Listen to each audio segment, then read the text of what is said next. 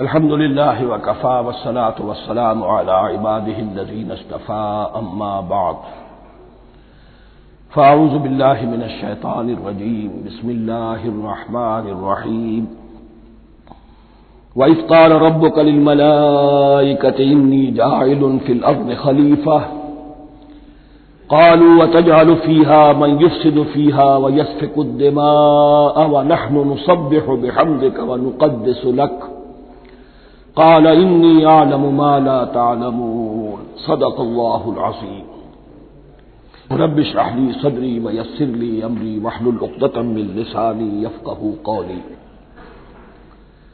جیسا کہ میں نے عرض کیا تھا، سورہ بقرہ کے پہلے 4 رکوع نہایت اہم ہیں، نہایت جامع ہیں۔ پہلے 2 رکوعوں میں 3 قسم کے انسانوں کی وضاحت کی گئی، 3 قسم کے کردار کے نقشے کھینچ لیے گئے۔ تیسرے رکوع میں قرآن مجید کی دعوت کا خلاصہ آ گیا، توحید فی العقیدہ، توحید فی العمل، یعنی عبادت اللہ کی، ایمان بالرسالت، قرآن مجید کو منزل من اللہ کلام ماننا۔ اس میں اگر شک ہے تو جو بھی چیلنج تھا، اگر واقعتاً تمہیں شک ہے، حقیقت میں شک نہیں ہے، لیکن جیسا کہ تم کہہ رہے ہو کہ تمہیں شک ہے تو کوشش کرو اس کے مقابلے کی ایک صورت بنا لاؤ۔ پھر آخرت، جنت اور دوزخ، ان دونوں کا تذکرہ ہو گیا۔ پھر ایک خاص مسئلہ جو قرآن مجید کے اسلوب پر اعتراض کی شکل میں آیا کہ اس میں مچھر جیسی حقیر شے کا بھی تذکرہ ہے، اس کی حکمت بیان کر دی گئی کہ تشبیہ اور تمثیل میں ظاہر بات ہے کہ ممثل لہو اور ممثل بہی میں مناسبت چاہیے۔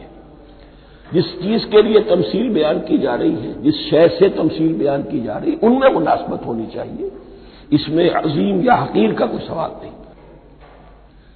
پھر یہ بات کہ جن لوگوں کے دلوں میں زیغ ہے، کجی ہے، وہ اس قرآن سے بھی ان کی ضلالت میں، گمراہی میں اضافہ ہوگا۔ جو لوگ طالب حق ہیں ان کو یہ قرآن مجید ہدایت دے گا، اور کن کو اللہ گمراہ کرتا ہے؟ جو سرکش ہے، جو نمبر 1 اللہ سے جو عہد کر کے دنیا میں آئے تھے اس کی خلاف ورزی کر رہے ہیں اور صلہ رحمی کے بجائے قطع رحمی کرتے ہیں۔ اس کے بعد ایک بہت اہم فلسفیانہ بات آ گئی، اور اسی کے ضمن میں نے اصل میں یہ ساری بات دہرائی ہے۔ میں نے کہا تھا کہ یہ بات واضح ہوگی آگے جا کر سورہ غافر میں۔ پھر ذہن میں لائیے کہ جب یہ صورت نازل ہوئی ہے، سورہ غافر نازل ہو چکی تھی، لہذا یہاں اجمالی تذکرہ ہے، وہاں تفصیلی تذکرہ ہے۔ اہل جہنم کا قول نقل ہوا ہے، ربنا امتنا اثنتین واحییتنا اثنتین فاعترفنا بذنوبنا فهل الى خروج من سبیل۔ اے اللہ، تو نے 2 مرتبہ ہم پر موت وارد کی، 2 مرتبہ ہمیں زندہ کیا، اب ہم نے اپنے قصور تسلیم کر لیے، تو اب یہاں سے بھی کوئی اور مرحلہ ہے یا نہیں؟ یہاں سے نکلنے کا بھی کوئی راستہ ہے یا نہیں؟ اس سے حقیقت یہ واضح ہوئی، انسان کی تخلیق اول ہوئی عالم ارواح میں، صرف ارواح کی حیثیت سے، اور حدیث میں آتا ہے الارواح جنود مجندہ، لشکروں کی شکل، تمام انسان۔ ان سے عہد لیا گیا الست بربکم قالوا بلی، پھر سلا دیا گیا ارواح کو۔ یہ گویا کہ پہلی موت تھی جو ہم گزار آئے۔ پھر عالم خلق کا مرحلہ آیا۔ عالم خلق میں یہ تناسل کے ذریعے سے رحم مادر میں جب ایک جنین تیار ہوتا ہے تو ایک حدیث ہے حضرت عبداللہ بن مسعود سے، 4 مہینے کا جب جنین ہو جاتا ہے تو اس کے بعد وہ روح لا کر اس میں پھونک دی جاتی ہے۔ یہ گویا کہ احیاء اولا ہو گیا، پہلی مرتبہ کا زندہ کیا جانا، پہلی موت کی نیند سے جگا دیا گیا۔ اے تازہ واردان بساط ہوائے دل، اب ہم اس دنیا میں اس جسد کے ساتھ زندہ ہوئے، اب پھر موت آئے گی، جسد یہی چلا جائے گا جہاں سے آیا تھا، روح جہاں سے آئی تھی وہاں واپس جائے گی۔ ثم یمیتکم ثم یحییکم ثم الیہ ترجعون، پھر تمہیں اللہ کی طرف لوٹا دیا جائے گا۔ یہ ہے بہت گہرا نقطہ فلسفہ دین کا۔ اس کے بعد مضمون شروع ہو رہا ہے خلافت کا، جس کا اجمالی جو ہے تذکرہ تیسرے رکوع کی آخری آیت میں آ گیا۔ هو الذی خلق لکم ما فی الارض جمیعا، زمین میں جو کچھ ہے اے انسانوں تمہارے لیے پیدا کیا گیا۔ اسی کے ساتھ جڑتا ہوا مضمون اب خلافت کا آ رہا ہے۔ وَإِذْ قَالَ رَبُّكَ لِلْمَلَائِكَةِ إِنِّي جَاعِلٌ فِي الْأَرْضِ خَلِيفَةً، اور یاد کرو جب کہ کہا تھا تمہارے رب نے فرشتوں سے، میں بنانے والا ہوں زمین میں ایک خلیفہ۔ اب خلیفہ کی حقیقت کو سمجھیے، خلیفہ کسے کہتے ہیں؟ نائب۔ عام طور پر لوگوں کو مغالطہ ہوتا ہے کہ خلیفہ جانشین جو ہے وہ تو کسی کے موت کے بعد ہوتا ہے، زندگی میں تو نہیں ہوتا۔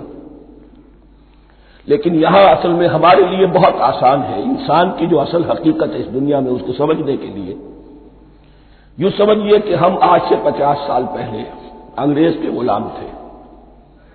ہمارا بادشاہ یا ملکہ انگلستان میں تھا یا تھی۔ دہلی میں وائس رائے ہوتا تھا۔ وائس رائے کا کام کیا ہے؟ جو حکم آیا ہے ہز میجسٹیز گورنمنٹ کا یا ہر میجسٹیز گورنمنٹ کا جو حکم آیا ہے بلا چون و چرا، بغیر کسی تغیر اور تبدل کے نافذ کرے۔ ہاں جہاں کوئی حکم وہاں سے نہیں ہے تو یہاں کے حالات میں بہترین اپنی رائے قائم کرے، غور و فکر کرے، یہاں کی مصلحتیں کیا ہے، جو چیز بھی امپائر کی مصلحت میں ہو اس کے مطابق فیصلہ کر سکتا ہے۔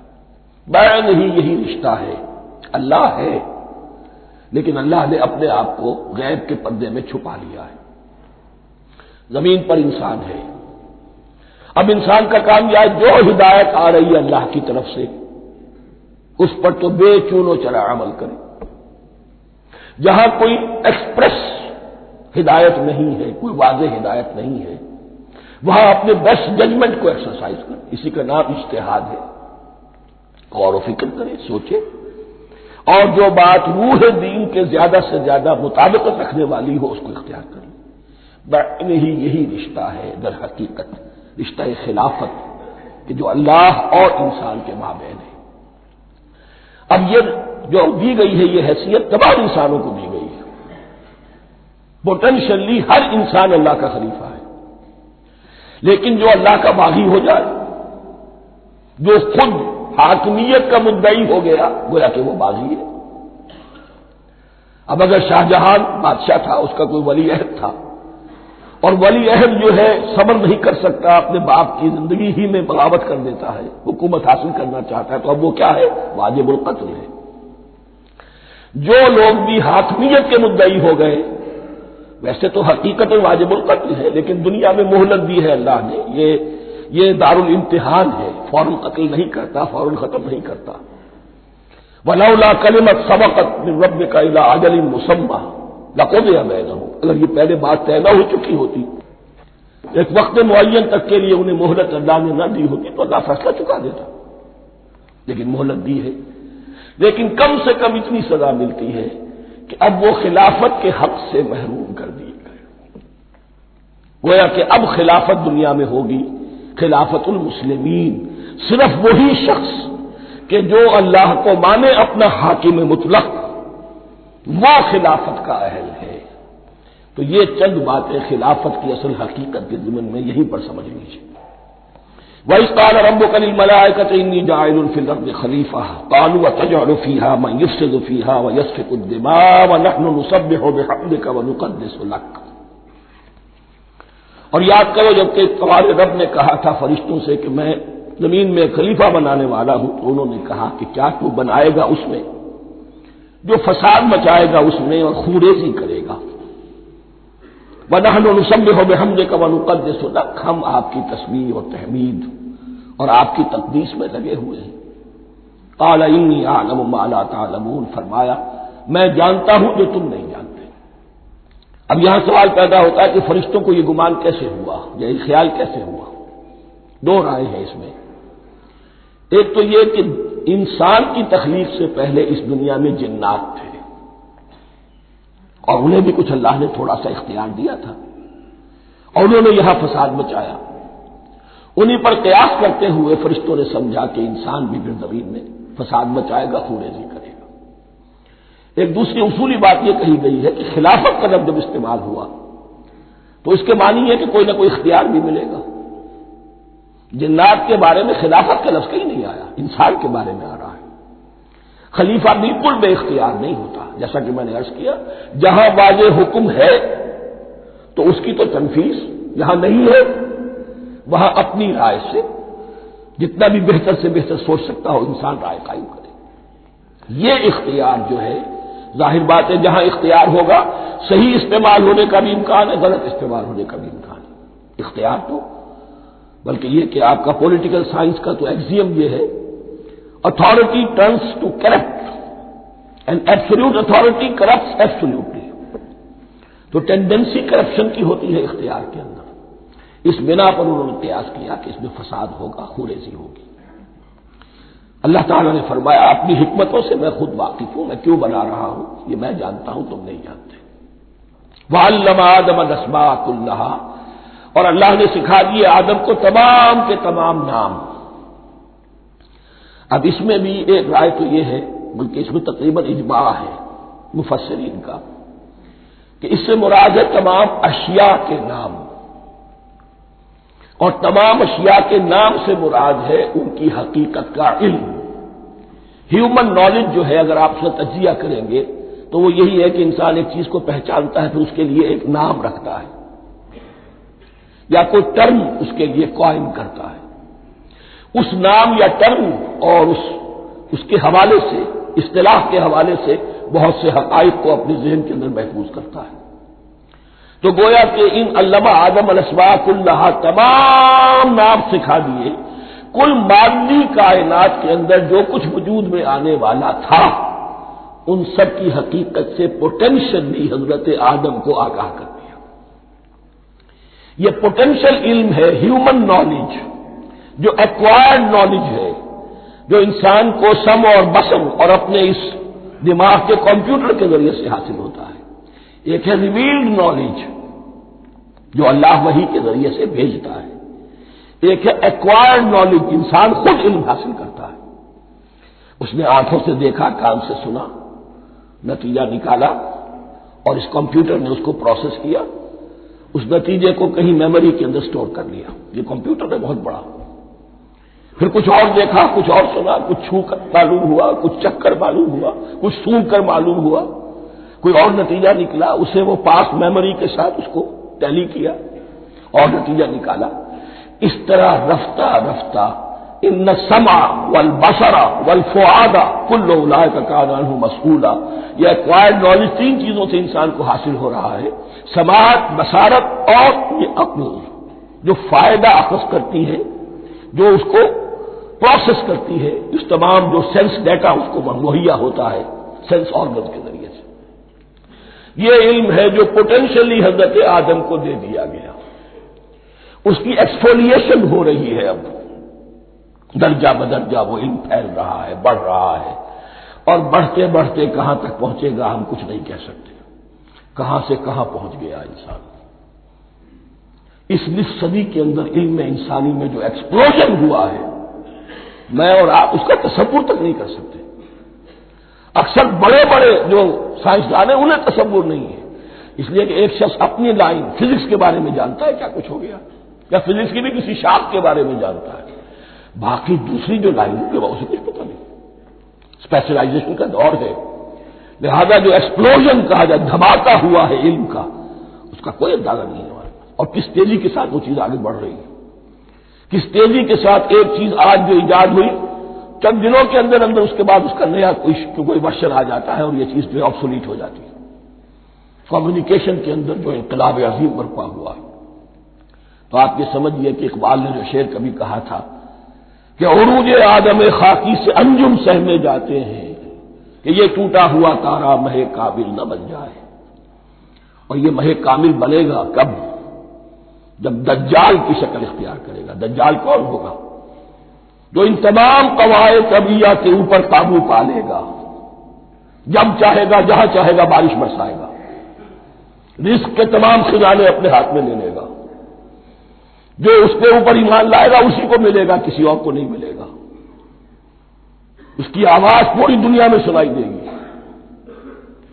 وہ چند دنوں کے اندر پوری دنیا کا چکر لگا لے گا۔ یہ ساری چیزیں جو حدیث میں دجال کے بارے میں آئی ہیں وہ اسی علم آدم ایکوائرڈ نالج کے اس حد کو پہنچ جانا کہ وہ ٹوٹل مسٹریز نیچر کی جو ہے وہ اس پر منکشف ہو جائے اور ان قواعد طبیعہ کو وہ ہارنس کر لے، قابو میں لے آئے اور انہیں استعمال کرے۔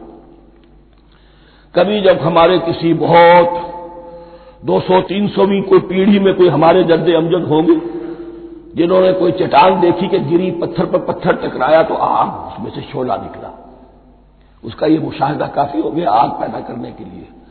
پتھروں کو ٹکراؤ، آگ پیدا کر لو۔ یہ اس دور کی سب سے بڑی ایجاد تھی، آگ، انرجی۔ اب وہ انرجی کہاں سے کہاں پہنچی؟ وہ آگ نے بھاپ کی شکل اختیار کی، پھر ہم نے بجلی ایجاد کی، اور کب کیا ہے، ایٹمک انرجی ہے اور ڈبل کیا کیا ہے، اللہ اعلم۔ ان تمام چیزوں کا تعلق ہے خلافت ارضی کے ساتھ۔ لہذا فرشتوں کو جو بتایا گیا وہ یہ ہے کہ آدم کو علم بھی دیا جا رہا ہے، صرف اختیار ہی نہیں دیا جا رہا، علم دیا جا رہا ہے۔ وَعَلَّمَ آدَمَ الْأَسْمَاءَ كُلَّهَا ثُمَّ عَرَضَهُمْ عَلَى الْمَلَائِكَةِ، پھر ان تمام اشیاء کو پیش کیا فرشتوں کے سامنے۔ فَقَالَ أَنبِئُونِي بِأَسْمَاءِ هَؤُلَاءِ، اور فرمایا کہ مجھے بتاؤ ان چیزوں کے نام، ان کنتم صادقین، اگر تم سچے ہو۔ قالوا سبحانك لا علم لنا الا ما علمتنا، انہوں نے کہا پروردگار تو پاک ہے ہر نقص سے، ہر عیب سے، ہر ذوف سے، ہر احتیاج سے، مبرہ ہے، منزہ ہے، اعلیٰ ہے، عرفہ ہے۔ لا علم لنا الا ما علمتنا، ہمیں کوئی علم حاصل نہیں سوائے اس کے جو تو نے ہمیں سکھا دیا ہے۔ اس کی تعبیر یہی بہتر معلوم ہوتی ہے کہ ملائکہ کی حیثیت در حقیقت اس کائناتی جو حکومت ہے اللہ کی آفاقی حکومت، اس کے کارندوں کی ہے، یہ اس کے سول سرونٹس ہیں، تو ہر ایک کو صرف اس کے شعبے کے متعلق علم دیا گیا ہے، علم جامع نہیں ہے، تمام چیزوں کا علم یہ معلوم کرنے کی استعداد ان کے پاس نہیں ہے۔ کوئی فرشتہ فرض کیجئے بارش کے اوپر معمور ہے، کوئی پہاڑوں پر معمور ہے، جس کا ذکر سیرت میں آتا ہے کہ جب طائف میں حضور پر پتھراؤ ہوا ہے تو اس کے بعد ایک فرشتہ حاضر ہوا ہے کہ میں ملک الجبال ہوں، اللہ نے مجھے پہاڑوں پر معمور کیا ہوا ہے، آپ اگر فرمائیں تو جن لوگوں نے آپ کو ستایا ہے یہ جو طائف جن دو پہاڑوں کے درمیان یہ وادی ہے ان کو آپس میں ٹکرا دو کہ یہ پس کر اور سرما بن جائے۔ آپ نے فرمایا نہیں، کیا جب اللہ تعالیٰ ان کی اگلی نسلوں کو ہدایت دے دے۔ تو فرشتے ہیں، کوئی پہاڑوں پر معمور ہے، کوئی کسی خدمت پر معمور ہے، ان کو علم دیا گیا ہے صرف انہی کی اپنی جو بھی فرائض منصبی ہیں ان کے شعبے سے متعلق، کل نہیں۔ جامعیت جو ہے علم کی وہ ہے کہ جو حضرت آدم علیہ السلام کو پوٹینشلی دے دی گئی اور جو اب بڑھتے بڑھتے ایک بہت جرابر درخت بن چکا ہے۔ سبحانک لا علم لنا الا ما علمتنا انک انت العلیم الحکیم، یقیناً آپ ہی کی ذات ہے جو کل کے کل علم کی حامل ہے اور جس کے اوپر حکمت بھی، جس کی حکمت بھی کامل ہے، باقی تو ہر مخلوق میں سے ہر ایک کا علم ناقص رہے گا۔ العلیم، کل علم کا جاننے والا تو تو ہی ہے، الحکیم، کل حکمت وہ تو تیرے ہی پاس ہے۔ قال یا آدم انبئہم باسمائہم، اللہ نے فرمایا کہ آدم ان کو بتاؤ ان کے نام۔ فلما انباہم باسمائہم، تو جب انہوں نے بتا دیے ان کو فرشتوں کو ان کے نام، قال الم اقل لکم انی اعلم غیب السماوات والارض، تو اللہ نے فرمایا کہ میں نے کہا نہیں تھا کہ میں جانتا ہوں آسمانوں اور زمین کی تمام غائب چیزوں کو جو تمہاری نگاہوں سے بھی اوجھل ہے، غیب، میں ہر شے کا جاننے والا ہوں۔ وَأَعْلَمُ مَا تُبْدُونَ وَمَا كُنتُمْ تَكْتُمُونَ، اور میں جانتا ہوں جو کچھ تم ظاہر کر رہے تھے اور جو کچھ تم چھپا رہے تھے۔ چھپانے میں محسوس ہوتا ہے کہ ان کی خواہش یہ تھی کہ خلافت ہمیں ملے، ہم خدام ادب ہیں، ہر وقت تسبیح و تحمید اور تقدیس میں مصروف ہیں، جو حکم ملتا ہے بجا لاتے ہیں، تو یہ خلافت کسی اور مخلوق کو کیوں ملے؟ یہاں صرف یہ اور بتا دوں کہ یہ چونکہ ابھی تیسری مخلوق کا ذکر بھی بعد میں آئے گا، 3 صاحب تشخص مخلوقات ہیں اللہ کی، صاحب تشخص، صاحب شعور، جن میں میں کا شعور ہے، انا، میں۔ ایک ملائکہ ہے، ان کی تخلیق نور سے ہوئی ہے۔ ایک انسان ہے جن کی تخلیق گارے سے ہوئی ہے۔ ایک جنات ہیں جن کی تخلیق آگ سے ہوئی ہے۔ باقی حیوانات ہیں، ان میں شعور تو ہے، خود شعور ہی نہیں ہے۔ Self consciousness, there is a world of difference between consciousness and self consciousness. انسان جب دیکھتا ہے تو اس کو یہ بھی معلوم ہے میں دیکھ رہا ہوں۔ کتا بلا دیکھتا ہے، اسے یہ اندازہ نہیں ہوتا کہ میں دیکھ رہا ہوں، دیکھنے کا ایک نتیجہ ہے جو نکل آتا ہے، لیکن میں کا وجود نہیں ہے۔ یہ انا، سیلف، ایگو، یہ انسان میں ہے، جنات میں ہے، شعور میں، اور فرشتوں میں ہے۔ ایک نوری مخلوق، ایک ناری مخلوق، ایک زمین کے اس کرسٹ میں، یہ جو مٹی اور گارے، مٹی اور پانی کا جو ملغوبہ ہے گارے کی شکل میں، اس سے بنا ہے۔ قال يا آدم انبئهم بأسمائهم فلما انبأهم بأسمائهم قال ألم أقل لكم إني أعلم غيب السماوات والأرض وأعلم ما تبدون وما كنتم تكتمون وإذ قلنا للملائكة اسجدوا لآدم فسجدوا إلا إبليس۔ اور یاد کرو جب کہ ہم نے کہا فرشتوں سے سجدہ کرو سب کے سب آدم کو، جھک جاؤ آدم کے سامنے، فسجدوا، ان سب نے سجدہ کیا، الا ابلیس، سوائے ابلیس کے۔ پہلی بات تو یہ سمجھیے کہ تمام ملائکہ کے سجدے کی ضرورت کیا تھی؟ کیا یہ صرف تعظیماً تھا؟ اور تعظیماً اگر تھا تو کیا آدم خاکی کی تعظیم تھی یا کسی اور شے کی تعظیم تھی؟ مکی صورتوں میں یہ بات 2 جگہ واضح کی گئی ہے۔ فَإِذَا سَوَّيْتُهُ وَنَفَخْتُ فِيهِ مِن رُوحِي فَقَعُوا لَهُ سَاجِدِينَ، جب میں اس آدم کی تخلیق مکمل کر لوں اور اس میں اپنی روح میں سے پھونک دوں، تب گر پڑنا اس کے سامنے سجدے میں۔ تعظیم اگر ہے تو آدم خاکی کی نہیں ہے، اس کے اندر جو ڈیوائن ایلیمنٹ ہے، جو ڈیوائن سپارک ہے، جو روح ربانی ہے، میری روح، اس کی ہے۔ اور نمبر 2، اس کی حکمت کیا ہے، علت کیا ہے، غرض و غائب کیا ہے؟ جیسا کہ میں نے عرض کیا، اس کائنات کی اس حکومت کے کارندے تو وہ ہیں۔ خلیفہ بنایا جا رہا انسان کو، جب تک یہ ساری سول سروس اس کے تابع نہ ہو، خلافت کیسے کرے گا؟ دیکھیے میں جانا چاہتا ہوں، چوری کرنے کے لیے جانا چاہتا ہوں، راستے میں کتنے فیکٹرز ہوں گے، کتنے فزیکل فینومینا ہوں گے۔ میں چلنا چاہتا ہوں، میں زمین کو دھکیلتا ہوں، زمین مجھے دھکیلتی ہے، زمین مجھے نہ دھکیلے تو میں کیسے چلوں گا؟ یہ پوری کائنات جو ہے، یہ جب ہم کوئی ارادہ کرتے ہیں اور کوئی فیل کرتے ہیں تو اس فیل کے پورے ہونے میں، اس کے ظہور میں نہ معلوم کون کون سے ایلیمنٹس ہیں، کون کون سی فورسز آف دی نیچر ہیں جو ہمارے ساتھ موافقت کرتی ہے تو ہم وہ کام کر سکتے ہیں۔ اور ان سب پر فرشتے مامور ہیں، ہر ایک کی اپنی ڈومین ہے۔ اگر وہ تابع نہ ہو تو خلافت کی کوئی معنی نہیں۔ خلافت دی گئی ہے، یہ ادھر جانا چاہتا ہے جانے دو، یہ نماز کے لیے مسجد میں جانا چاہتا ہے جانے دو، یہ چوری کے لیے نکلا ہے نکلنے دو، اس لیے کہ اس کو جو اختیار دیا گیا ہے، اس کے اختیار کے استعمال میں یہ تمام جو قوتیں ہیں وہ اس کے ساتھ موافقت کرتی ہیں، تب اس کا کوئی ارادہ، وہ اچھا ہو یا برا، وہ پایہ تکمیل کو پہنچ سکتا ہے۔ یہ گویا کہ سبارڈینیشن اس کے لیے سمبل کہ تمام فرشتوں کو جھکا دیا گیا۔ البتہ اس آیت میں ایک مغالطہ پیدا ہوتا ہے، الا ابلیس، سوائے ابلیس کے۔ مغالطہ یہ پیدا ہوتا ہے کہ شاید وہ بھی فرشتہ تھا، اس لیے کہ حکم تو فرشتوں کو دیا گیا تھا۔ پھر نوٹ کیجئے، اس سے پہلے، بہت پہلے سورہ کہف نازل ہو چکی ہے، اور سورہ کہف میں فرما دیا گیا ہے کان من الجن ففسق عن امر ربی، وہ جن تھا، پس اس نے سرکشی کی اپنے رب کے حکم سے. فرشتے کی شان یہ نہیں ہے، وہ اللہ کے کسی حکم کی سرتابی نہیں کرتا. لا یعصون اللہ ما امرہم ویفعلون ما یؤمرون، وہ اللہ کے کسی حکم کی نافرمانی نہیں کرتے اور جو حکم ملتا ہے بجا لاتے. یہ جنات کے اندر اختیار تھا، جیسے اختیار انسانوں کو دیا گیا ہے. جنات میں نیک بھی ہے، بد بھی ہے، اعلیٰ بھی ہے، ادنا بھی ہے، جیسے انسانوں میں.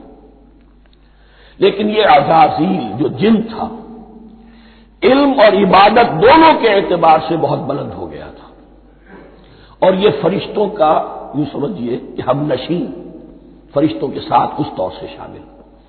جیسے بہت سے انسان بھی اگر اپنی بندگی میں، زہد میں، عبادت میں، نیکی میں ترقی کرے تو ان کا ملائے اعلیٰ کے ساتھ، عالم ارواح کے ساتھ، عالم ملائکہ کے ساتھ ایک رابطہ قائم ہوتا ہے.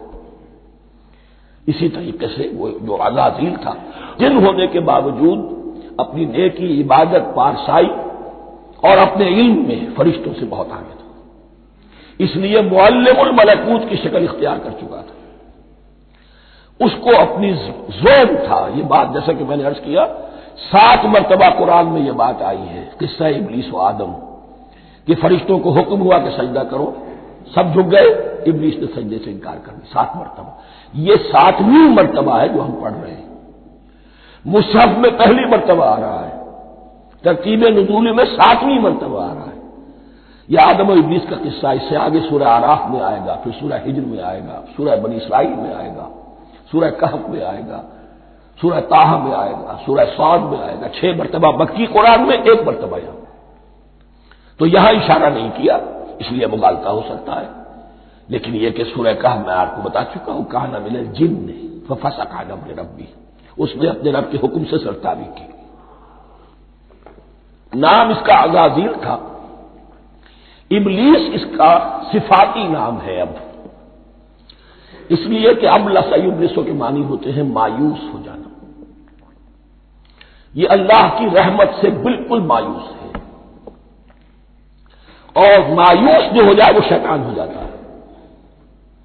اب میرا تو چھٹکارا نہیں ہے، جتنوں کو برباد کر سکوں کروں. میری تو عاقبت خراب ہو چکی ہے، جتنوں کو اپنے ساتھ، ہم تو ڈوبے ہیں سنم، تم کو بھی لے ڈوبیں گے. اب وہ شیطان اس معنی میں کہ انسان کی عداوت اس کی گھٹی میں پڑ گئی. اس نے اللہ سے پھر اجازت بھی لی کہ مجھے مہلت دے دے، یوم یبعثون، قیامت تک کے دن کے لیے، تو میں ثابت کر دوں گا کہ یہ آدم اس رتبے کا حقدار نہ تھا، مستحق نہ تھا جو اسے دیا گیا. انا خیر منہ، میں اس سے بہتر ہوں. خلقتنی من نار وخلقتہ من طین، تو نے مجھے آگ سے بنایا، اسے گارے سے بنایا. لیکن یہ تکبر ہے در حقیقت کہ جس نے اسے راندہ درگاہ حق کر دیا. وَإِذْ قُلْنَا لِلْمَلَائِكَةِ اسْجُدُوا لِآدَمَ فَسَجَدُوا إِلَّا إِبْلِيسَ أَبَىٰ وَاسْتَكْبَرَ. ابا، اس نے انکار کیا، واستکبر، اور تکبر کیا، استکبار کیا. وَكَانَ مِنَ الْكَافِرِينَ. کانا عربی زبان میں 2 طرح کا ہوتا ہے، تامہ، ناقصہ. ایک معنی یہ ہو سکتے ہیں کہ ہو گیا، اب اپنے اس استکبار اور انکار کی وجہ سے کانا من الکافرین، وہ کافروں میں سے ہو گیا. ایک کانا تامہ ہوتا تھا ہی کافروں میں سے، یعنی اس کے اندر سرکشی چھپی ہوئی تھی، اب ظاہر ہو گئی. یہ معاملہ ہوتا ہے، کسی شخص کی بدنیت ہی اس کے اوپر پردے پڑے رہتے ہیں نیکی کے، زہد کے، کسی خاص وقت میں آ کر وہ ننگا ہو جاتا ہے، اور جو اس کے اندر تھا اصل، اس کی حقیقت، وہ سامنے آ جاتی ہے. اس کا امکان ہے. تو دونوں معنی اس کے ہو سکتے ہیں. وَقُلْنَا يَا آدَمُ اسْكُنْ أَنْتَ وَزَوْجُكَ الْجَنَّةَ، اور ہم نے کہا کہ اے آدم رہو تم اور تمہاری بیوی جنت میں. اب یہ جنت کون سی ہے؟ اکثر حضرات کے نام کے نزدیک یہ جنت کہیں آسمان ہی میں تھی، آسمان ہی میں حضرت آدم کی تخلیق ہوئی. البتہ یہ سب مانتے ہیں کہ ایک وہ جنت الفردوس جو ہے جس میں جانے کے بعد پھر واپس نکلنے کا کوئی امکان نہیں، یہ وہ جنت نہیں ہے جس میں کہ آخرت میں لوگوں کو جا کر داخل ہونا ہے. اس میں داخل ہونے والے کے نکلنے کا کوئی امکان نہیں.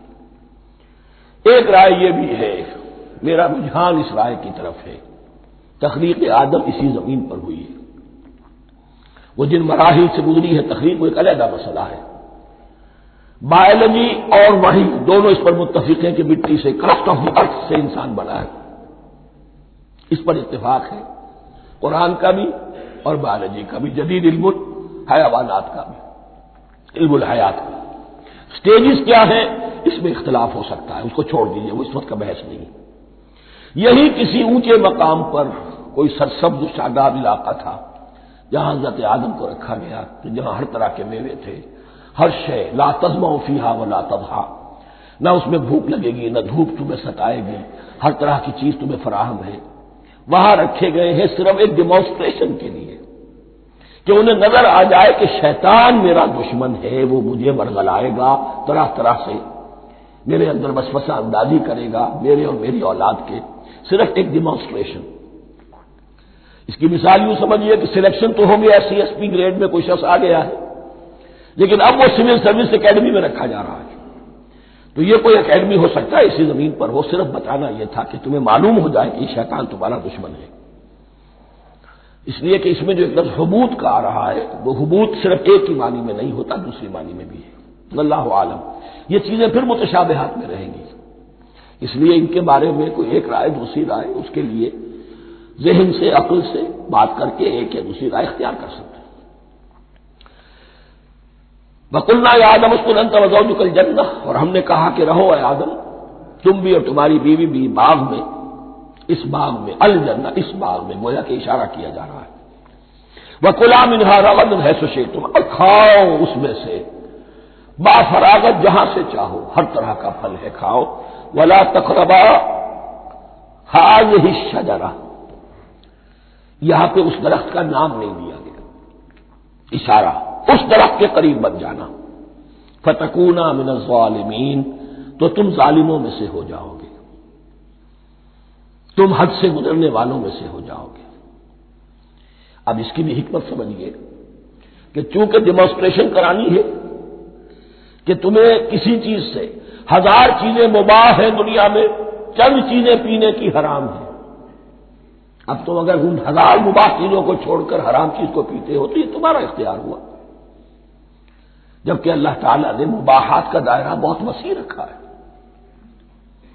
جس سے چاہو چند رشتے ہیں جو بیان کر دیے گئے، یہ حرام ہے، محرمات ہے، ابدیہ ہے، ان سے تو شادی نہیں ہو سکتی، باقی کسی مسلمان عورت سے دنیا کے کسی کونے میں وہ شادی کر سکتے، کروڑوں کے آپشنز آپ کے لیے خالی کھلے ہیں، لیکن پھر بھی انسان شادی نہ کرے، زنا کرے، یہ گویا کہ اس کی اپنی خباثت نفس ہے۔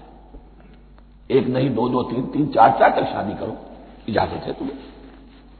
تو اس اعتبار سے مباحات، اب یہ پورا باغ تمہارے لیے مباح ہے، بس ایک درخت ہے اس کے پاس نہ جانا، اور درخت کا نام لینے کی کوئی ضرورت نہیں، تو آزمائش تھی نا، صرف ایک آزمائش اور اس کی ڈیمانسٹریشن۔ فَأَزَلَّهُمَا الشَّيْطَانُ عَنْهَا، تو پھسلا دیا ان دونوں کو شیطان نے اس درخت کے بارے میں۔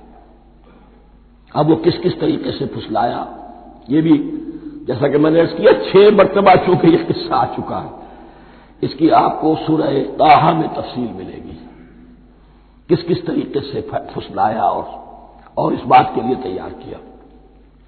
فَأَخْرَجَهُمَا مِمَّا كَانَا فِيهِ، تو نکلوا دیا ان دونوں کو اس کیفیت میں سے جس میں کہ وہ تھے، وہ کیفیت کہ نہ کوئی مشقت ہے نہ کوئی محنت ہے، اور انسان کو ہر طرح کا اچھے سے اچھا پھل مل رہا ہے، تمام ضروریات فراہم ہیں، اور خاص کوئی حلہ جنت ہے جس کا کہ لباس بھی عطا کیا گیا ہے، لیکن ان کیفیات سے اب نکال کر، اب جسے آپ کہیں گے بٹر فیکٹس آف لائف، اچھا اب جاؤ، یہ ڈیمانسٹریشن کرنی تھی، ہو گئی، شیطان تمہارا دشمن ہے، تمہارا اور تمہاری نسل کا، شیطان لعین، اور وہ تمہیں پھسلائے گا جیسے آج پھسلایا ہے۔ تم آگاہ رہنا اس کی شرارتوں سے، ان الشیطان لکم عدو فاتخذوہ عدوا، یہ شیطان تمہارا دشمن ہے، اسے اپنا دشمن ہی سمجھو، لیکن یہ ہے کہ اگر کچھ لوگ اسے دوست بنا لیں، اس کے ایجنٹ بن جائیں، اس کے کارندے بن جائیں، یہ ان کا چوائس ہے جس کی سزا انہیں ملے گی۔ فَأَخْرَجَهُمَا مِمَّا كَانَا فِيهِ وَقُلْنَا اهْبِطُوا بَعْضُكُمْ لِبَعْضٍ عَدُوٌّ، اور ہم نے کہا اترو، تم سب ایک دوسرے کے دشمن ہوگے۔ اب یہ چونکہ جمع کا صیغہ آیا ہے، ایک دوسرے کے دشمن ہوگے، تو ایک دشمنی تو شیطان اور آدم اور ذریت آدم کی ہے، ایک اور دشمنی بھی ہے جو انسان میں مرد اور عورت کے مابین ہے۔ عورت بھی پھسلاتی ہے، غلط راستے پر ڈالتی ہے، مرد عورتوں کو گمراہ کرتے ہیں، عورتیں مردوں کو گمراہ کرتی ہیں۔ قرآن مجید میں کہا گیا یا ایھا الذین آمنوا ان من ازواجکم واولادکم عدوا لکم فاحذروہم، اہل ایمان چوکنے رہو، چوکس رہو، تمہاری بیویوں اور اولاد میں سے تمہارے دشمن ہیں، بچ کر رہو، کیپ الرٹ، کہیں ان کی محبت تمہیں راہ حق سے منحرف نہ کر دے۔ تم ایک اچھا کام کرنا چاہتے ہو، بیوی رکاوٹ بن گئی، بیوی کو اچھا کام کرنا چاہتی، شوہر رکاوٹ بن گیا، تو یہ محبت نہیں ہے، یہ عداوت ہے۔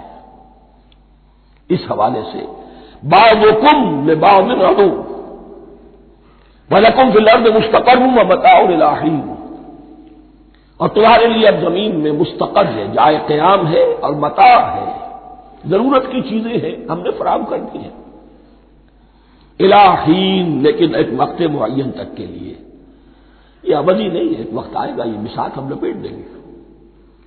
یوم نطوی السماء کطی السجل للکتب، جس دن کہ ہم تمام فضاؤں کو اور تمام خلاؤں کو، تمام آسمانوں کو اس طرح لپیٹ لیں گے جیسے کتابوں کا طوبار لپیٹ دیا جاتا ہے، ایک وقت آئے گا۔ یہ تخلیق الی اجل مسمى ہے، الی حین ہے۔ فتلقى آدم من ربه کلمات فتاب علیہ، تو سیکھ لیے، حاصل کر لیے آدم نے اپنے رب سے کچھ کلمات، تو اللہ نے ان کی توبہ قبول کر لی۔ اب اس کی وضاحت سورہ اعراف میں ہے، یہ تو چونکہ پس منظر میں وہ 2/3 قرآن موجود ہے، اس کی وضاحت کیا ہے کہ حضرت آدم میں سخت پشیمانی پیدا ہوئی ہے، میں نے کیا کیا، مجھ سے خطا سرزد ہو گئی، اللہ کے حکم کی میں نے خلاف ورزی کی، لیکن ان کے پاس الفاظ نہیں تھے کن الفاظ میں اللہ سے استغفار کریں، کن الفاظ میں اللہ سے معافی چاہیں۔ اللہ کی رحمت یہ ہوئی کہ اللہ نے الفاظ نے خود تلقین فرما دی، یہ اللہ کی شان رحیمی ہے۔ اصل شے جو ہے وہ انسان کے اندر گناہ پر ندامت کا پیدا ہو جانا ہے، یہ اصل توبہ ہے۔ علامہ اقبال نے جو بڑی اپنی آغاز ان فوان شباب میں جو اشعار کہے تھے، ان میں سے ایک شعر کو سن کر پھڑک اٹھے تھے اس وقت کے اساتذہ بھی، موتی سمجھ کے شان کریمی نے چن لیے قطرے جو تھے میرے عرق انفعال کے، انفعال کہتے ہیں شرمندگی کو، شرمندگی سے میری پیشانی پر جو پسینے کے قطرے نمودار ہو گئے، میرے پروردگار کو وہ اتنے عزیز ہوئے، اس نے انہیں موتی کی طرف چن لیا، موتی سمجھ کے شان کریمی نے چن لیے قطرے جو تھے میرے عرق انفعال کے، تو فتلقى آدم من ربه کلمات، ان پر پچھتاوا ہوا، ندامت ہوئی، اللہ نے انہیں الفاظ، وہ الفاظ کیا تھے وہ سورہ اعراف میں ہیں، ربنا ظلمنا انفسنا وان لم تغفر لنا وترحمنا لنكونن من الخاسرین، اے اللہ ہم نے اپنی جانوں پر ظلم کیا ہے، اور اگر تو نے ہمیں بخش نہ دیا اور رحم نہ فرمایا تو ہم تو خسارہ والوں میں ہو جائیں گے، تباہ ہو جائیں گے، برباد ہو جائیں گے۔ یہی پر فوری تقابل موجود ہے، غلطی ابلیس سے بھی ہوئی، حکم سے سرتابی ہوئی، لیکن اس پر ندامت نہیں ہوئی، تکبر کی بنا پر اور اکڑ گیا، انا خیر منہ، غلطی آدم سے بھی ہوئی، نافرمانی ہوئی، لیکن اس پر پشیمان ہوئے اور توبہ کی۔ وہ شیطنت ہے، یہ آدمیت ہے، ورنہ کوئی انسان گناہ سے اور معصیت سے مبرہ نہیں ہے۔ حضور کی ایک حدیث ہے کل بنی آدم کلکم خطاؤون، کل بنی آدم خطاؤون وخیر الخطائین التوابون، آدم کے تمام اولاد، تمام انسان خطا کار ہیں، ان خطا کاروں میں بہتر وہ ہیں، اچھے وہ ہیں جو توبہ کرتے ہیں۔ تو یہاں حضرت آدم سے غلطی ہوئی، انہوں نے توبہ کی، پشیمانی ہوئی، ندامت ہوئی۔ اس نے کی اور اس پر جم گیا، اصرار کیا۔ فتلقى آدم من ربه كلمات فتاب عليه انه هو التواب الرحیم، یقیناً وہی تو ہے بہت توبہ کو قبول فرمانے والا اور بہت رحم فرمانے والا۔ یہ نوٹ کیجئے گا، توبہ کا لفظ دونوں طرف سے آتا ہے، بندہ بھی تواب، وخیر الخطائین التوابون، تواب بندے بھی ہو گئے، تواب اللہ بھی ہے۔ اس کی اصل حقیقت کیا ہے؟ بندے نے خطا کی اور دور ہو گیا اللہ سے، اللہ نے اپنی رحمت کی نگاہ اس سے پھیر لی۔ بندے نے توبہ کی، اللہ پھر اپنی رحمت کے ساتھ اس کی طرف متوجہ ہو گیا۔ توبہ کے معنی پلٹنا، بندہ معصیت سے توبہ کر کے اپنی اصلاح کی طرف، بندگی کی طرف، اطاعت کی طرف پلٹ آیا۔ اللہ نے جو اپنی نظر رحمت پھیر لی تھی، اللہ نے پھر وہی اپنی شان غفاری اور رحیمی کے ساتھ بندے کی طرف توجہ فرما لی، جس کے لیے حدیث میں الفاظ آتے ہیں، تم اگر میری طرف بالشت بھراؤ گے میں ہاتھ بھراؤں گا، تم اگر چل کر آؤ گے میں دوڑ کر آؤں گا، ہم تو مائل میں کرم ہے کوئی سائل ہی نہیں، راہ دکھلائیں کسے رہنم منزل ہی نہیں، وہ تو تواب ہے۔ بس فرق یہ ہے کہ تابہ بندے کے لیے ہوگا تو الہ ہوگا، تابہ الہ، انی تم تو الیک، اور جب اللہ کی طرف سے ہوگا تابہ علیہ، وہ اعلی ہوگا، اس پر توبہ کی، یعنی اللہ کی بلند شان ہے تو انسان توبہ کرتا ہے تو اس کی طرف توبہ کرتا ہے، اللہ کی شان کیا ہے، وہ توبہ کرتا ہے تو بندے پر اعلی، فتاب علیہ انہ هو التواب الرحیم۔ قل اہبطوا منہا جمیعا، ہم نے کہہ دیا اتر جاؤ اس سے تم سب کے سب، فإما یاتینکم منی ھدی، اب یہاں لفظ آیا اہبطوا، یہاں بھی پہلے بھی آیا ہے۔ جو حضرات یہ سمجھتے ہیں کہ تخلیق آدم آسمانوں پر ہوئی ہے اور جنت بھی وہ آسمان میں ہے جہاں رکھے گئے تھے، آزمائشی یا ٹریننگ یا ڈیمانسٹریشن والی جنت، وہ یہاں حبوط کا ترجمہ کریں گے کہ آسمان سے زمین پر اترنے کا حکم دیا گیا۔ جو لوگ سمجھتے ہیں یہی کسی بلند مقام پر تھے، وہ کہتے ہیں کہ نیچے اترو، کسی بڑی اونچی سطح مرتفع پر اگر کوئی جگہ تھی تو اب نیچے اترو اور جاؤ، اب تمہیں زمین میں ہل چلانا پڑے گا، اب روٹی حاصل کرنے کے لیے یہ جو نعمتوں کے دسترخوان یہاں بچھے ہوئے تھے یہ اب تمہارے لیے نہیں ہے۔ اس کے لیے اس معنی میں اس لفظ کا استعمال جو ہے وہ آ جائے گا آگے چل کر اسی سورہ بقرہ کے اندر، کہ اس معنی میں بھی سورہ بقرہ کے 7ویں رکوع میں یہ لفظ استعمال ہوا ہے، تو امکان اس کا بھی ہے۔ بس اس سے آگے ادھر یا ادھر کی زیادہ بحث کرنے کا یہ موقع دورہ ترجمہ قرآن میں نہیں ہے۔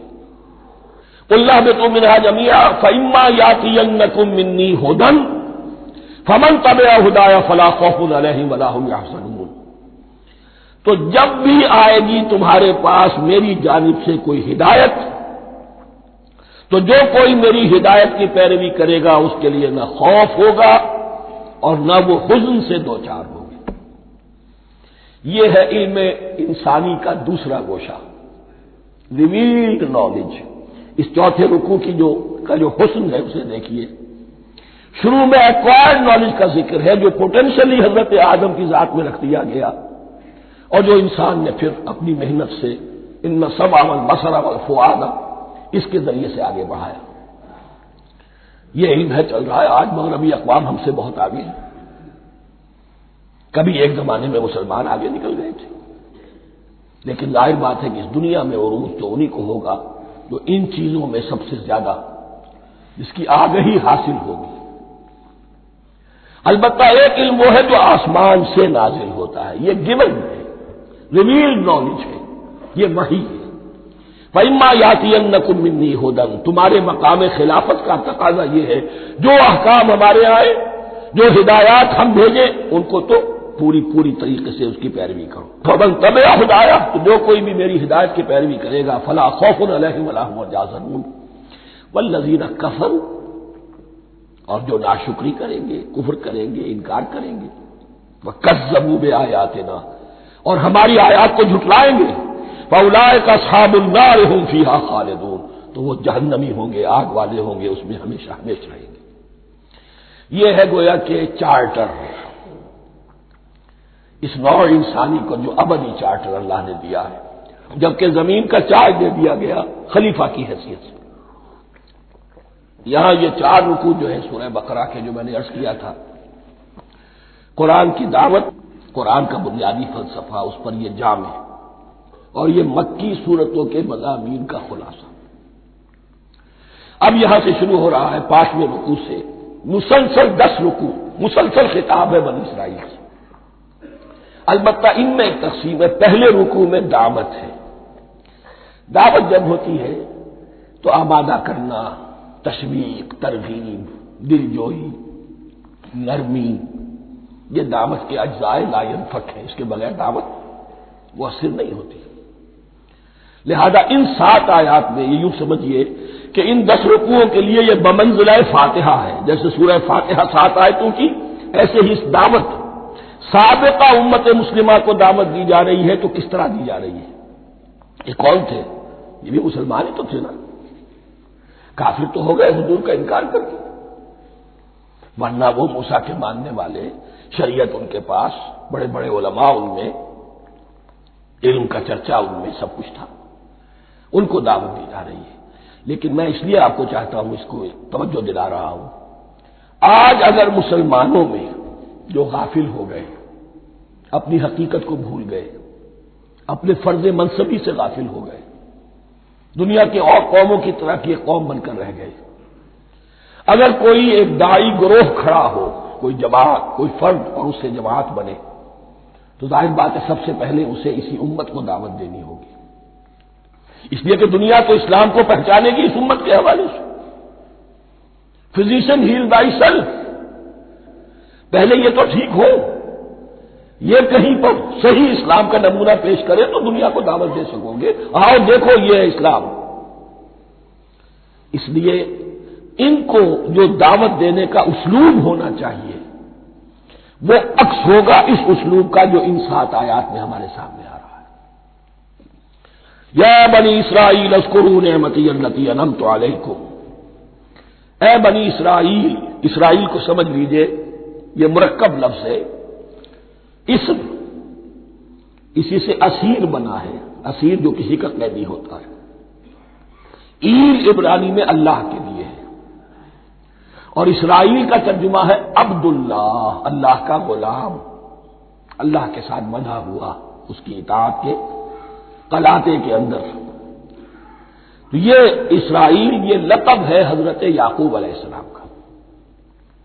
ان کے 12 بیٹے تھے، 12 بیٹوں سے جو نسل چلی وہ بنی اسرائیل ہے، انہی میں حضرت موسیٰ کی بعثت ہوئی اور تورات انہیں دی گئی، پھر یہ ایک بہت بڑی امت بنے۔ ان پر 4 ادوار آ چکے تھے قرآن مجید کے نزول کے وقت تک، 2 مرتبہ اللہ کی رحمت کی بارشیں ہوئیں، انہیں عروج نصیب ہوا، 2 مرتبہ ان کو دنیا پرستی، شہوت پرستی، اللہ کے احکام کو پسپش ڈال دینے کی سزا میں عذاب کے کوڑے ان پر برسے۔ اس کا ذکر آئے گا سورہ بنی اسرائیل کے پہلے رکوع میں۔ اس وقت جب کہ قرآن نازل ہو رہا ہے، اس وقت وہ اپنے اس زوال کے دور میں تھے۔ حال یہ تھا کہ حضور صلی اللہ علیہ وسلم کی بعثت سے پہلے ہی 2nd ٹیمپل بھی شہید کیا جا چکا تھا، گرایا جا چکا تھا۔ حضرت سلیمان نے جو بنایا تھا ہیکل سلیمانی، جس کو یہ 1st ٹیمپل کہتے ہیں، اسے نیبوکدنیزر نے گرا دیا تھا حضرت مسیح سے بھی کئی 100 سال پہلے۔ لیکن اس کے بعد پھر یہ رومنز نے سن 70 عیسوی میں حضور کی ولادت سے 500 برس پہلے ان کا یہ یروشلم تباہ و برباد ہوا، اس میں لوگوں کو قتل کیا گیا، قتل عام ہوا، اور 2nd ٹیمپل جو ہے وہ بھی گرا دیا گیا، جو اب تک گرا پڑا ہوا ہے۔ صرف ایک ویلنگ وال ہے جس کے پاس جا کر یہودی جو ہے ماتم کر دیتے ہیں، روتے ہیں، اور اب وہ بنانے پر تلے ہوئے ہیں اپنا 3rd ٹیمپل، اس کے نقشے بن چکے ہیں، بلو پرنٹ بن چکے ہیں۔ لیکن بہرحال جس وقت قرآن نازل ہو رہا تھا یہ بہت ہی پستی میں تھے، اس کے بارے میں فرمایا اے بنی اسرائیل ذرا یاد کرو میرے اس انعام کو جو تم پر ہوا. وہ انعام کیا ہے؟ میں نے تمہیں اپنی کتاب دی، نبوت سے سرفراز فرمایا، اپنی شریعت تمہیں عطا فرمائی، تمہیں داؤد، تمہارے اندر داؤد اور سلیمان جیسے بادشاہ اٹھائے جو بادشاہ بھی تھے، نبی بھی تھے. وَأَوْفُوا بِعَهْدِي، اور میرے وعدے کو پورا کرو تاکہ میں بھی اپنے وعدے کو پورا کروں. یہ وعدہ ہے جو کتاب استثناء جو ہے اولڈ ٹیسٹمنٹ کی، ڈیوٹرانومی، اس کے 18ویں باب کی آیت نمبر 18-19 میں ہے. حضرت موسیٰ سے خطاب کر کے اس میں اللہ نے یہ الفاظ فرمائے میں ان کے بھائیوں میں سے تیرے مانند ایک نبی برپا کروں گا اور اس کے منہ میں اپنا کلام ڈالوں گا اور وہ وہی کچھ بتائے گا جو میں اس سے کہوں گا. یہ گویا کہ حضرت موسیٰ علیہ السلام کی امت کو بتایا جا رہا تھا کہ نبی آخر الزماں آئیں گے اور تمہیں انہیں قبول کرنا ہے. قرآن مجید میں اس کا بڑا تفصیلی ذکر سورہ اعراف میں آئے گا انشاءاللہ. لیکن یہاں فرمایا اوفوا بعہدی اوفِ بعہدکم، تم میرا عہد پیرا پورا کرو، میرے اس نبی کو تسلیم کرو، اس پر ایمان لاؤ، اس پر کی صدا پر لبیک کہو تو میں تمہیں میرے انعام و اکرام اور بڑھتے چلے جائیں گے. وَإِيَّایَ فَارْہَبُونْ، اور صرف مجھ سے ڈرو. وَآمِنُوا بِمَا أَنزَلْتُ مُصَدِّقًا لِمَا مَعَكُمْ، اور ایمان لاؤ اس پر جو میں نے نازل کیا ہے، جو تمہارے پاس جو تورات ہے اس کی تصدیق کرتے ہوئے آیا ہے. اس کے دو معنی ہے، ایک تو قرآن تصدیق کرتا ہے تورات کی اور انجیل کی، فیہا ھدی ونور، فیہ ھدی ونور، اور دوسرے یہ کہ قرآن اور محمد صلی اللہ علیہ وسلم ان پیشین گوئیوں کے مصداق بن کر آئے ہیں جو تورات میں تھی، ورنہ وہ پیشین گوئیاں جھوٹی ثابت ہوتی. ان کے مصداق کون ہے؟ قرآن اور محمد صلی اللہ علیہ وسلم. یہ دونوں معنی اس کے ہیں. وَآمِنُوا بِمَا أَنزَلْتُ مُصَدِّقًا لِمَا مَعَكُمْ وَلَا تَكُونُوا أَوَّلَ كَافِرٍ بِهِ، اور دیکھو تم ہی سب سے پہلے ان کا کفر کرنے والے نہ بن جاؤ. تمہیں تو سب کچھ معلوم تھا، تم تو منتظر تھے، تم تو آخری نبی کے انتظار میں تھے اور ان کے حوالے سے دعائیں کیا کرتے تھے کہ اللہ اس نبی آخری زمان کے واسطے سے ہماری مدد فرما اور کافروں کے مقابلے میں ہمیں فتح عطا فرما. یہ آئے گا آگے چل کر اسی سورہ بقرہ کے اندر. لیکن اب تم ہی سب سے بڑھ کر کافر ہو گئے، تم ہی سب سے بڑھ کر دشمن ہو گئے. وَلَا تَكُونُوا أَوَّلَ كَافِرٍ بِهِ وَلَا تَشْتَرُوا بِآيَاتِي ثَمَنًا قَلِيلًا، اور دیکھو میری ان آیات کے عوض حقیر سی قیمت قبول نہ کرو. یہ آیات الہیہ ہیں، ان کو رد کر رہے ہو کس لیے؟ ہماری مسندیں، ہماری حیثیت، ہماری چودراہٹیں، کہیں ان پر کوئی آنچ نہ آ جائے. حقیر سی چیزیں، یہ صرف اس دنیا کا سامان، اس کے سوا کچھ نہیں. وَلَا تَشْتَرُوا بِآيَاتِي ثَمَنًا قَلِيلًا وَإِيَّایَ فَاتَّقُونِ، اور صرف مجھ میں سے تقوی اختیار کرو، میرا تقوی اختیار کرو. وَلَا تَلْبِسُوا الْحَقَّ بِالْبَاطِلِ وَتَكْتُمُوا الْحَقَّ وَأَنْتُمْ تَعْلَمُونَ، اور نہ گڑبڑ کرو حق کے ساتھ باطل کو، اور بس چھپاؤ حق کو ذرا حالے کہ تم جانتے ہو. یہ بات اچھی طرح نوٹ کرنی ہے. جانتے بوجھتے کرنا، ایک ہے مغالطے میں کرنا، وہ ضلالت ہے، گمراہی ہے. ایک جان بوجھ کر کرنا، حق کو پہچان کر اسے رد کرنا، یہ پھر اللہ تعالیٰ کے غضب کو دعوت دینا ہے. wrath of اللہ، اس کے غضب کو دعوت دینا ہے کہ حق کو پہچان کر اس کی نفی کی جائے. وَأَنْتُمْ تَعْلَمُونَ. علماء یہود قرآن مجید میں آگے چل کر آئے گا ایسے پہچانتے تھے محمد کو اور قرآن کو جیسے اپنے بیٹوں کو، یعرفونہ کما یعرفون ابناہم، ایسے پہچانتے جیسے اپنے بیٹوں کو. وَأَقِیمُوا الصَّلَاةَ وَآتُوا الزَّکَاةَ، دیکھو نماز قائم کرو، زکات ادا کرو. وَارْکَعُوا مَعَ الرَّاکِعِینَ، اور جھکنے والوں کے ساتھ جھکو. یہ اول تو رکوع کو انہوں نے اپنے ہاں سے خارج کر دیا تھا، ثانیاً باجماعت نماز ان کے ہاں ختم ہو گئی تھی. وَارْکَعُوا مَعَ الرَّاکِعِینَ، جماعت باجماعت نماز کی طرف اشارہ ہے. أَتَأْمُرُونَ النَّاسَ بِالْبِرِّ وَتَنْسَوْنَ أَنفُسَكُمْ، کیا تم لوگوں کو نیکی کا حکم دیتے ہو، تقویٰ کی، پارسائی کی تعلیم دیتے ہو؟ میں کہہ رہا ہوں نا کہ اصل میں مخاطب کون ہے؟ علماء یہود۔ اس آیت سے ثابت ہو گیا عالم ہمارا بھی جب بھی کھڑا ہوگا اونچے سے اونچا آواز کہے گا، اعلیٰ سے اعلیٰ بات کہے گا۔ اکثر و بیشتر کا حال یہ ہے کہ ان کا اپنا کردار دیکھیے تو کوئی مناسبت ہی نہیں اس سے کہ جو وہ بات کہہ رہا ہے، جو لوگوں کو دعوت دے رہا ہے اس پر خود عمل نہیں۔ تو یہی در حقیقت علماء یہود کا کردار بن چکا تھا۔ اتامرون الناس بالبر وتنسون انفسکم، کیا تم لوگوں کو نیکی کا حکم دیتے ہو اور خود اپنے آپ کو بھول جاتے ہو؟ وانتم تتلون الکتاب، اور یہ سب کچھ تم کر رہے ہو اس حال میں کہ کتاب پڑھتے بھی ہو، تورات پڑھتے ہو، صاحب تورات ہو۔ ہمارے بھی بہت سے علماء کا علماء سو جنہیں ہم کہتے ہیں حال یہ ہو چکا ہے، خود بدلتے نہیں قرآن کو بدل دیتے ہیں، ہوئے کس درجہ فقیہان حرم بے توفیق۔ جو صورتحال ہے صرف قرآن کا متن بچا ہوا ہے، اس کے مفہوم میں، اس کی تفسیر میں، اس کے ترجمے میں تو تحریفیں موجود ہیں، بڑی بڑی تحریفیں موجود ہیں، متن بچا ہوا ہے، وہ اس لیے کہ اللہ تعالیٰ نے اس کی حفاظت کا ذمہ لیا ہے۔ وَاسْتَعِینُوا بِالصَّبْرِ وَالصَّلَاةِ، اور مدد حاصل کرو دو چیزوں سے، صبر اور نماز۔ یہ صبر کا لفظ یہاں پر بہت قیمتی ہے، بہت بامانی ہے۔ علماء سو کیوں وجود میں آتے ہیں؟ جب وہ دنیا کے کتے بن جائیں گے تو دین کو بدنام کرنے والے ہوں گے۔ بظاہر دینی مناسب ہیں لیکن اصل میں ان کے پردے میں دنیا داری کی جا رہی ہے، صبر نہیں، بس صبر کے ساتھ اور نماز کے ساتھ، اس لیے کہ آپ صحیح راستے پر آئیں گے۔ اگر کوئی عالم دین لوگوں پر تنقید کرے گا، لولا ینہاہم الربانیون والاحبار، کیوں نہیں روکتے ان کے علماء اور ان کے اولیاء اور صوفیاء ان کو حرام کھانے سے اور جھوٹ بولنے سے؟ اگر کوئی شخص روکے گا اس کو پھر نذرانے تو نہیں ملیں گی، اس کی خدمتیں تو نہیں ہوگی۔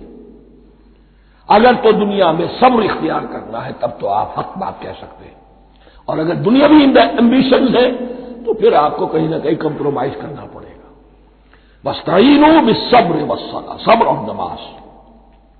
وَإِنَّهَا لَكَبِیرَةٌ، اور یقیناً یہ بہت بھاری شے ہے، بہت بھاری شے ہے۔ عام طور پر خیال یہ ہے کہ انہا کی ضمیر صرف صلاۃ کی طرف جاتی ہے، نماز بہت بھاری ہے۔ ایک رائے یہ ہے کہ نہیں، یہ پورے طرز عمل کی طرف جا رہی ہے، یہ طرز عمل کہ خود صبر کرو، اس دنیا میں صبر کرو، دنیا اور دنیا کے متعلقات میں کم سے کم پر قانے ہو جاؤ اور حق کا بول بالا کرنے کے لیے میدان میں آ جاؤ، یہ طرز عمل۔ اور اس میں پھر نماز، الصلاۃ وعماد الدین۔